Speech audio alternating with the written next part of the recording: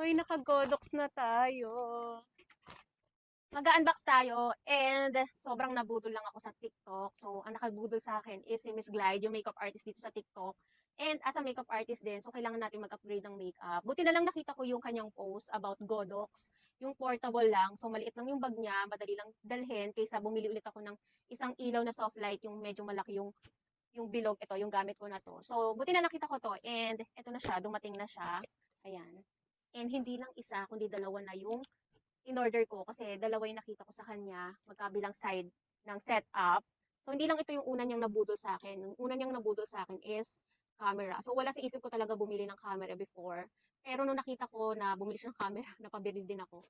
And ito yung camera na una kong yan, nabudol. Pero iba yung camera niya. Ito kasi is dream ko na camera. So, bumili ako ng Canon R50. Yun yung first budol niya sa akin as a makeup artist. So, buti na lang nakikita ko yung mga posts niya. And hindi ako nakabili ng malaking ilaw. So, ang una kong nabili nga is yung camera. And then, ito yung sumunod. Ayan.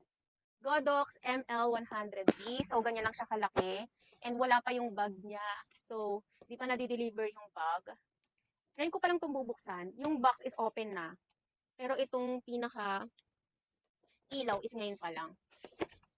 So, ayan. Siyempre may manual. And ito siya sa loob. Ayan. Ito yung pinaka ilaw yan. Oh, diba? Buti na lang nakita ko rin yung post niya. At least, ganito na nabili ko. Mas madali siyang madadala. Ayan. Ayan siya. Ayan. Si Miss Glide yun sa TikTok. Ito, yung nasa loob kasama, itong pinaka-body. And then, meron ito. Ayan. Siyempre, ito try natin to And yung pinaka-cord. So, yan. Set na siya pag binili mo. And meron na rin siyang ganito. So, wala pa yung bag. Hihintay pa natin. And secure na secure siya pag dumating sa'yo. Ang dami niyang bubble wrap.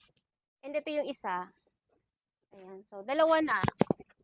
Para pantay yung ilaw pag nagme-makeup tayo. Tapos, meron pa akong isang soft light dito, yung bilog. Ito yung ginagamit ko. And, sa package na in-order ko, kasama na to. Hindi ko nga lang siya na-order do sa link niya. Pero, ayun. Thank you sa'yo, Miss Glide. At least nagkaroon ako ng idea kung anong ilaw yung bibilhin ko. Ayan. Iba nga lang yung sa kanya. Hindi ko alam saan yun yung nabili. O, ayan. Hindi natin alam paano yun. Hindi ko alam paano i-open. Wait lang. So, yun. Na-figure out ko na kung paano i-open. So, ipupush mo lang pala siyang ganyan. And then, may hook dun sa loob. Ayan, para mag-hold siya. So, para matanggal, ipupush mo ulit. Then, tatanggalin mo siya sa hook. Ayan na! So, meron na tayong Godox. So, dalawa rin na ganito. Ito yung isa. Ayan. And, meron na rin siyang bag na kasama. And, ito na siya. Ayan. So, meron tayong dalawa. Ayan, na ganito. Hindi ko alam pangalan niya.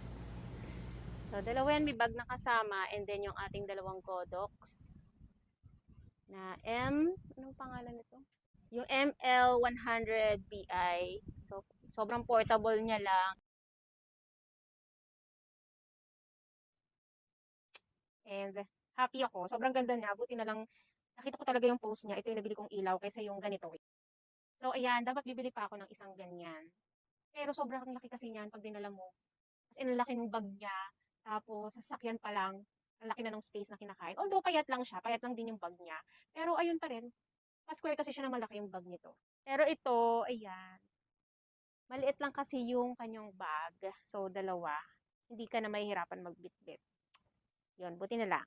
So, sa mga makeup artist na gustong mag-upgrade, so, ako masasuggest ko nga ito na lang. And, pwede rin siya sa photography. And, ayun. Sobrang worth it ng pera nyo dito.